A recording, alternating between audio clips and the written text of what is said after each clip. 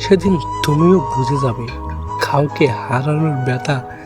যেদিন তোমার প্রাণের থেকেও বেশি প্রিয় মানুষটাকে নিয়তি তোমার কাছ থেকে কেড়ে নিবে এবং তুমি বাধ্য হবে তাকে ছেড়ে দিতে, সেদিন তুমিও খুব কষ্ট পাবে, বেঁচে থাকা খুব কঠিন হয়ে পড়বে।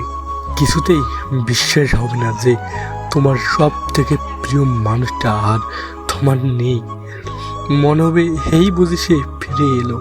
প্রতিটা নোটিফিকেশনের কোণে, মেসেজের টোনে, অসময়ে ফোন, মনে হবে তার বুঝি মনে পড়েছে তোমাকে। এভাবে দিন দিন কেটে যাবে, মাস কেটে যাবে, বছর করবে, কিন্তু তাকে আর ফিরে পাওয়া যাবে না।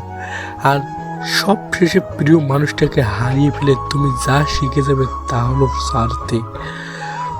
তা সে মানুষ, চাহিদা হোক, মতামত হোক, ঠিকানা হোক, অনুভূতি হোক বা বন্ধু হোক, ছেড়ে দিতে দিতে তুমি নিঃস্ব হয়ে তবু মুখ ফুটে আর কোনোদিনও কাউকে থেকে যেতে বলবে না।